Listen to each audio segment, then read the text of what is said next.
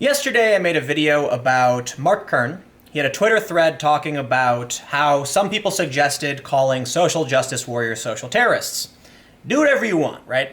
Don't ask me for advice. A lot of people were saying that like I was directing people or something. No. I'm not saying do or do anything. I'm just trying to highlight an issue that I thought was rather interesting.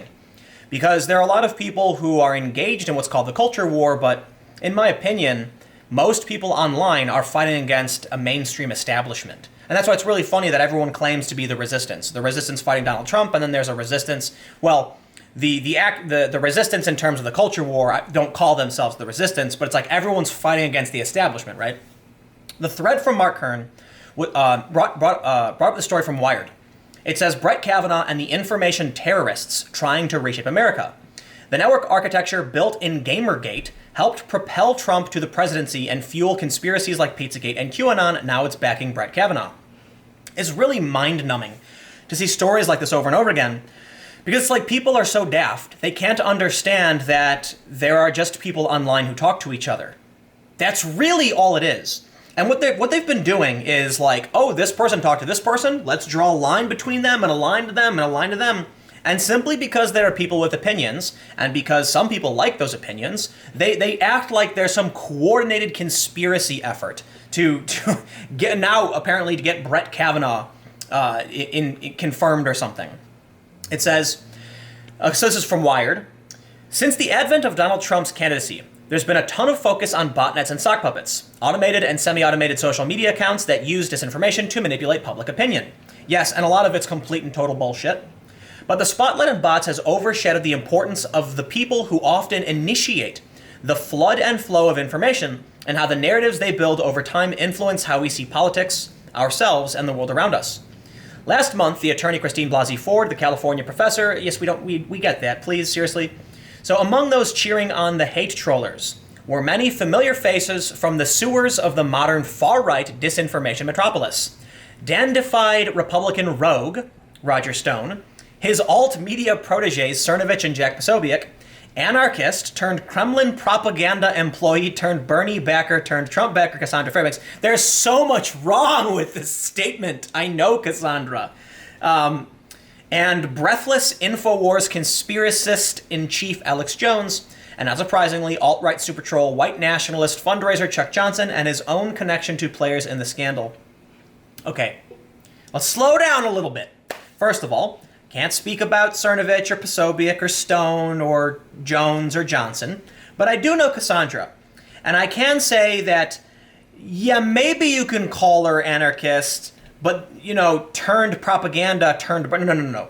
Cassandra was big on Bernie for a long time. Cassandra was anti-cop. She wrote for blogs that were, like, talking about police brutality pretty heavily. And because of that, she ended up getting a job with Sputnik, writing what she had already written. This is what really bothers me when they say it's Kremlin propaganda. I'm like, dude, what RT and Sputnik do is no different to what Wired is literally doing with this person, okay? Someone in the newsroom says, we have a certain editorial voice.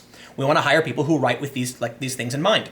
Cassandra wrote for some blogs about police brutality. So Sputnik was like, hey, why don't you come do that here? And she said, okay.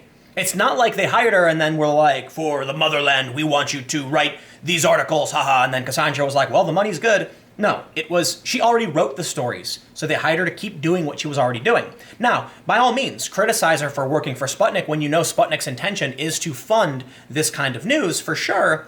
The point is, like, the way they frame it, that activists try to frame it against Cassandra is to act like she's taking money on purpose to compromise her values, and that is not how any of it works. I can say that, you know, like Vox and The Verge are far left propaganda outlets. I wouldn't, though, right? Because I understand what they are. It's just they have an editorial voice and vision, and that's how they want to make money. So they hire people who fill that vision and fill that voice. But according to Wired, these people are information terrorists simply for having opinions and doing the exact same thing that other people do. You know what's really, really screwed up about this article? If, by the definition of Wired, these people are information terrorists, they have effectively just created this term, and now it can be used against them.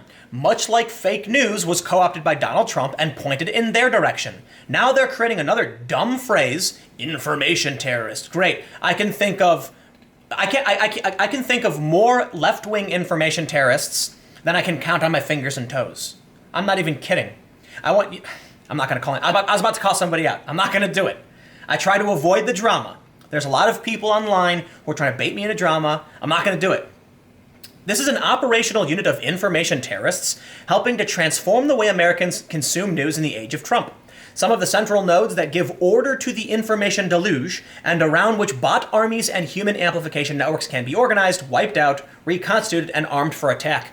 It's just insane conspiracy nonsense nonstop. I can't take it anymore. People, please. The most ridiculous and utter crap being spewed by people who are desperate to get clicks, desperate to make money, and they can't understand why their world is falling apart. And the only explanation is that there's Russian trolls, robots, and terrorists out there to get you. People are nuts. They've lost the plot. This is ridiculous. Wired, why are you publishing this complete and ridiculous garbage? Are there activists who are alternative right-wing personalities? Yes. They don't always hang out with each other. Many of them know each other. I know Cassandra. I've interviewed Cernovich, I think, like 3 times, but I wouldn't say I know him. I've met Jack Posobiec 1 time, never did anything with him. The point is, it's so easy to connect people, right? To say, like, she's painting them as some kind of, like, hub, right? What is it? Central nodes that give order to the information deluge. They're literally just people with opinions, man. That's it.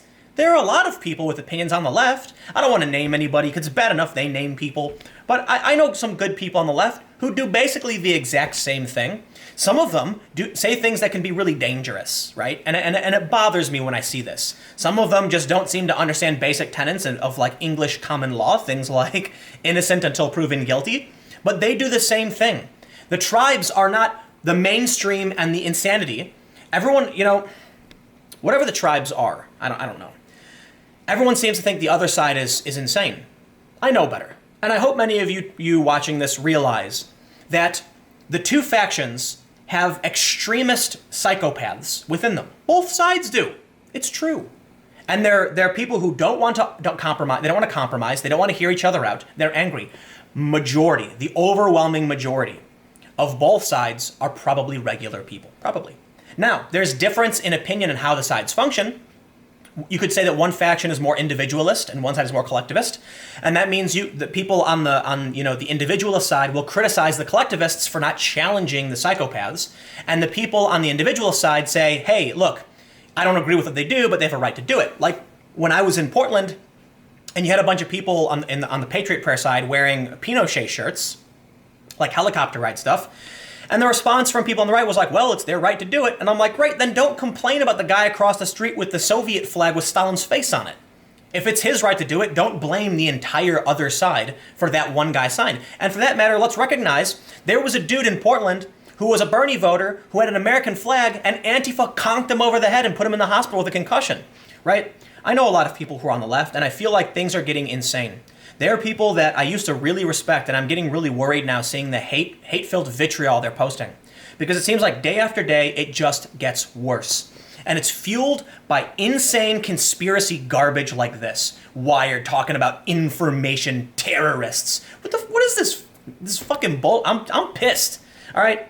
Look, you got here, Alex Jones. Let me criticize him too. I'm not a fan, because I think he's hyperbolic as well, and I think, when he slams on the table and screams, "I'm making the frogs gay." Now you got people who think atrazine doesn't actually disrupt the endocrine systems of frogs.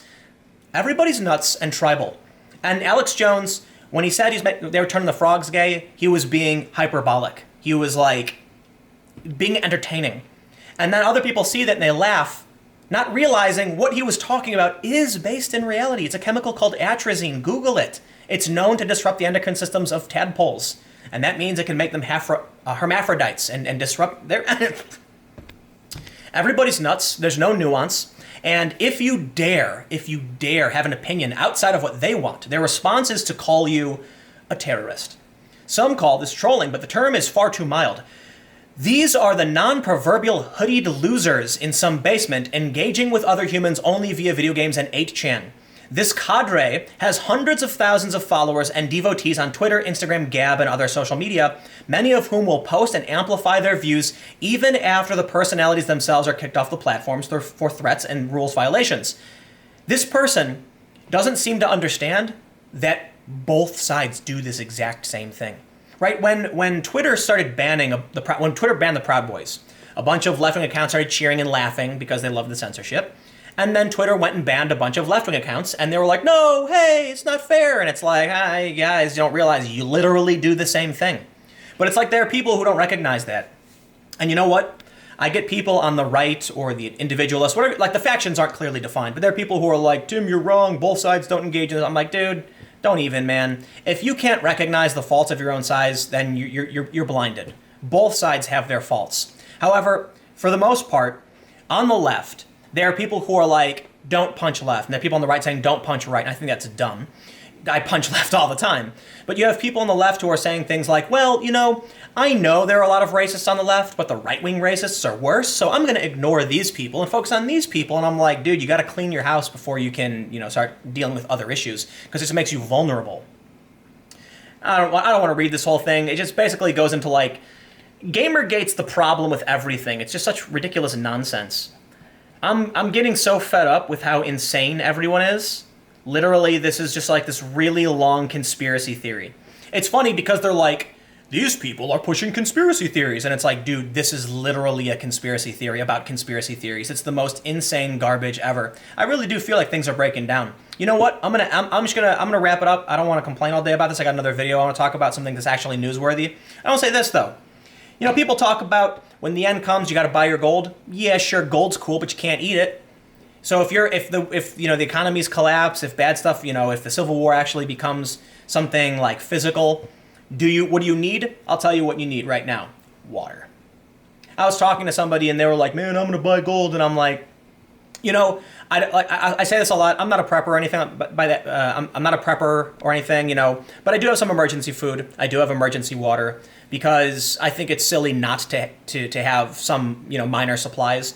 Because there's things like hurricanes. There's things like earthquakes. There was an algal bloom in I can't remember which city. I think Toledo or something, just in the Great Lake, and that meant there was no water to drink because your tap water went, you know, toxic. And so that means it's always smart to have water. But the last point I want to make is let's do total apocalyptic scenario. Gold's worthless. Seriously, you're not gonna be able to do anything with it unless you find somebody who needs it for its conductivity or something. But what's gonna happen is these cities are huge, and the houses that have water those are the people that are gonna survive. Seriously, just have like a week's worth of water, and then everyone else is gonna die of dehydration. It's gonna get bad. Now, what I mean by it's gonna get bad, I'm not saying like I literally think the world's gonna end or anything. I mean like if bad stuff happens, people underestimate what they need and what's really gonna happen. The point is, why I bring it up, the last thing I'm gonna say, because this stuff's making me furious, is that the more I see insane psychotic nonsense from people like this, from Wired, my God, NBC just published ridiculous nonsense as well. Like just things that aren't based in fact, okay? You know, NBC had an op-ed from that woman who wrote the Alternative Influencer Report claiming that YouTube was profiting off of radicalizing people. And it's like, YouTube operates at a loss. It's easily fact-checked. Everyone's nuts. Literally. I just think everyone's crazy. Like, where are the rational people? Oh, wait. I think you're watching videos like mine, where I'm just sitting here in my chair criticizing everyone else. You know, okay. I said I was going to say one more thing, but this will be the last thing. I don't think I'm invincible. I don't think I have all the answers. I'm just trying so hard to figure out what is or isn't true that I'm seeing endless bullshit. And here you have it. An article that's ridiculously long, chaotic nonsense about completely psychotic bullshit.